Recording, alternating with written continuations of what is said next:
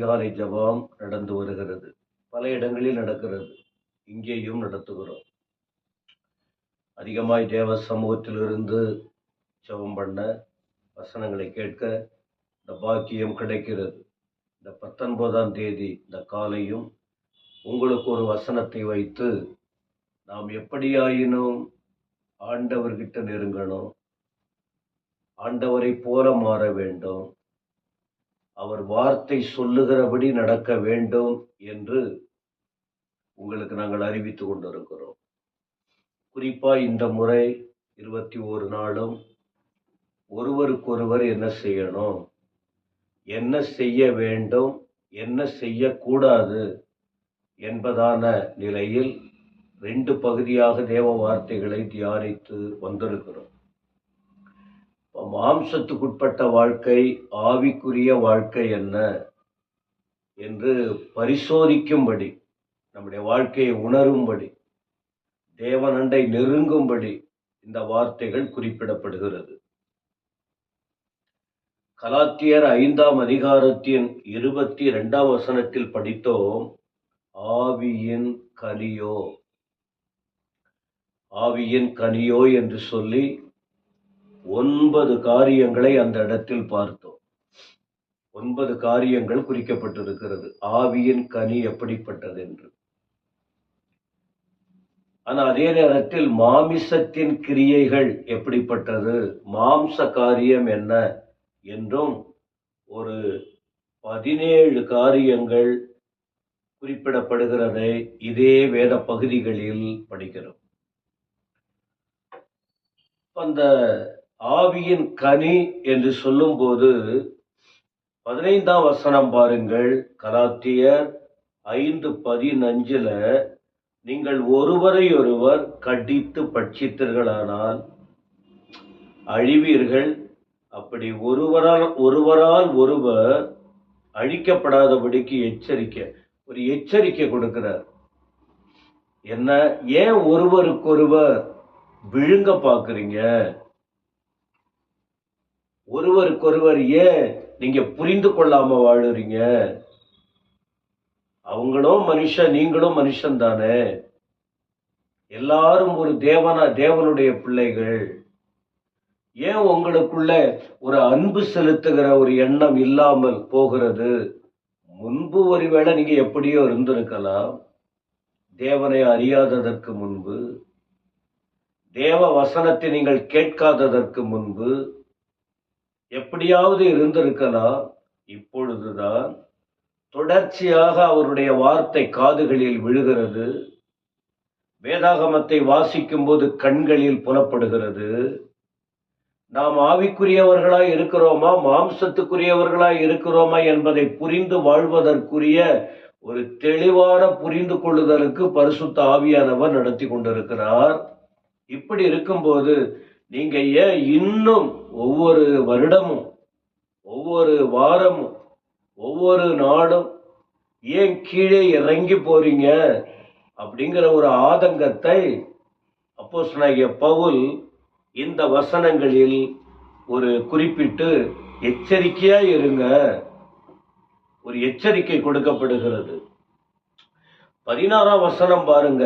கலாத்தியர் 6ஆம் அதிகாரத்தின் 16 பின்னும் நான் உங்களுக்கு என்ன சொல்றேன் தெரியுமா, ஆவிக்கேற்றபடி நடந்தீங்கன்னா மாம்ச இச்சையை நிறைவேற்றாதிருப்பீங்க. நீங்க ஆவிக்குரிய நிலையில் ஆவிக்கேற்றபடி நடந்து கொள்ளாவிட்டால், நம்ம ஒரு நல்ல அப்படின்னா ஆவிக்கேற்றபடி என்ன, என் சுபாவத்தில் மாற்றம் தேவை, என் பழைய வாழ்க்கையில் மாற்றம் தேவை, நான் ஒரு புதிய ஜீவனுக்குள் பிரவேசிக்க வேண்டும். பழைய வாழ்க்கை எப்படியோ வந்து அதனால் பட்ட அவமானங்களும் வேதனைகளும் போதும். இனி அந்த நிலைமை இல்லாமல் ஆவிக்கேற்றபடி நடக்க வேண்டும் என்ற அந்த வார்த்தை அப்படி இருந்தால், தேவனை விட்டு பிரிக்கக்கூடிய மாம்ச இச்சையாகிய அந்த பாவத்தில் நாம் சிக்காதபடிக்கு, அதை நிறைவேற்றாதபடிக்கு காக்கப்படுவோம் என்பதாக பவுல் அங்கே குறிப்பிடுகிறார். 17ஆம் வசனம், மாம்சம் ஆவிக்கு விரோதமாகவும் ஆவி மாம்சத்துக்கு விரோதமாகவும் இச்சிக்கிறது.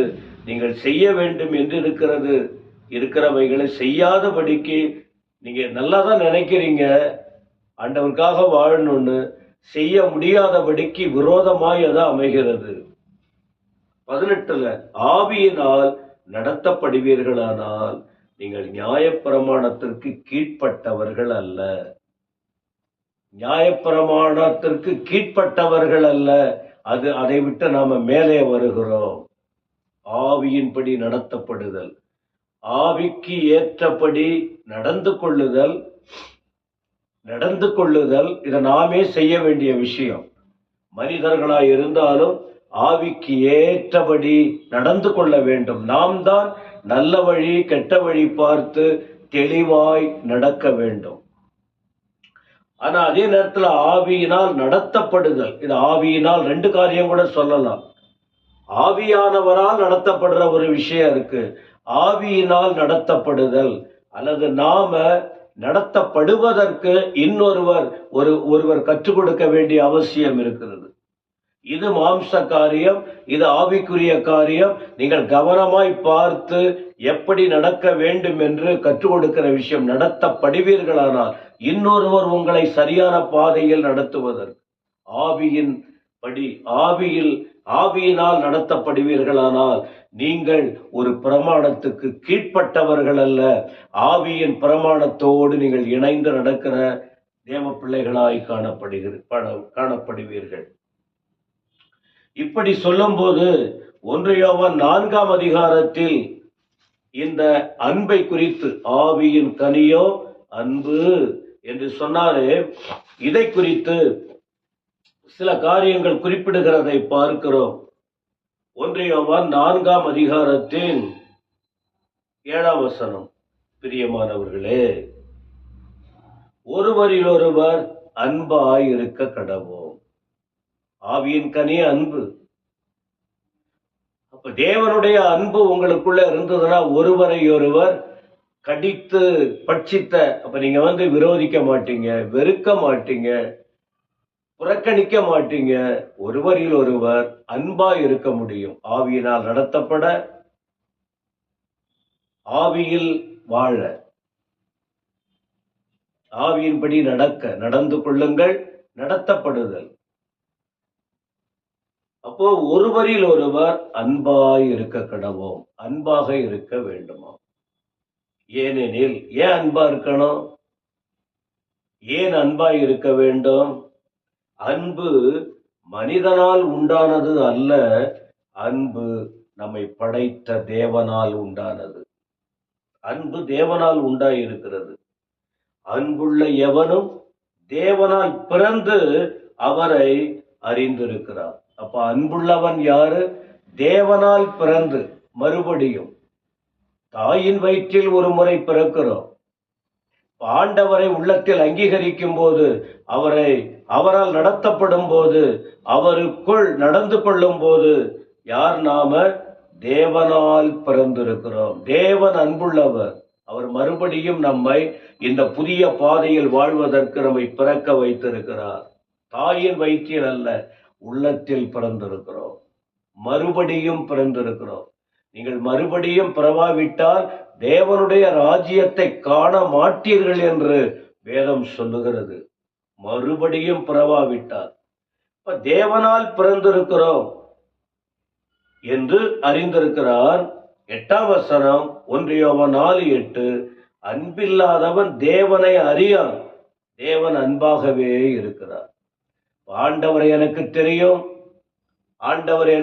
ஆண்டவரை பற்றி அதிகமா சொல்லுவோம். ஆனா யோவான் சொல்லிக் கொடுக்கிறார், அன்பில்லாதவன் தேவனை அறியான். ஆவியின் கனியோ அன்பு. அன்புள்ளவன் தேவனை அறிந்து கொள்ளுகிறான். இப்படி தேவ அன்பை அறிந்து கொள்ளுவதற்கு அவர் காட்டுகிற காரியம், அதற்காக அவர் செய்தது என்ன போன்ற காரியங்களை நாளைய தினத்தில் நாம் இந்த வார்த்தைகளை தொடர்ந்து பார்ப்போம். இன்றைக்கு சொல்லப்பட்ட இந்த வார்த்தைகளை கவனத்தில் கொள்ளுங்கள். ஆண்டுடைய அன்பை புரிந்து கொள்ளுங்கள். ஆவியின் கனி அன்பு என்று சொல்லப்பட்டிருக்கிறது. 9 விதமான குணங்கள் அதிலே காணப்பட வேண்டும். அப்போ ஒருவரை ஒருவர் நாம புரிந்து கொண்டு, அவர்களையும் ஆண்டவர் படைத்தார், நம்மையும் ஆண்டவர்கள் படைத்தார். அதனால அவர்களை நாம மாம்சத்துக்குரியவர்களாக நினைத்து ஒருவரை ஒருவர் விரோதிக்காம, கடித்து பட்சிக்காம, அன்பு கூற, ஒருவரில் ஒருவர் அன்பு கூற கடமைப்பட்டு இருக்கிறோம். அந்த அன்பு கூறுதல், அன்பு யாருடையது என்றும், அன்புக்காக அவர் செய்த காரியங்கள் என்ன, நாம ஏன் அன்பா இருக்கணுங்கிற விஷயங்களை பார்த்து இருக்கிறோம். தொடர்ச்சியாக நமக்கு ஆண்டவர் தெளிவை தருவாராக. இந்த முறை, இந்த வருஷம் நீங்கள் கிறிஸ்துவுக்குள் கட்டப்பட வேண்டும், தேவனால் கட்டப்பட வேண்டும், வசனத்தால் கட்டப்பட வேண்டும், உங்கள் இடிந்த வாழ்க்கை கட்டப்பட வேண்டும். அதில் ஆண்டவர் சுட்டி காட்டுகிற முக்கிய விஷயம், அன்பாய் இருங்கள், அன்புள்ளவர்களாய் இருங்கள். தொடர்ந்து பார்ப்போமா? கர்த்தர் உங்களை ஆசீர்வதிப்பாராக.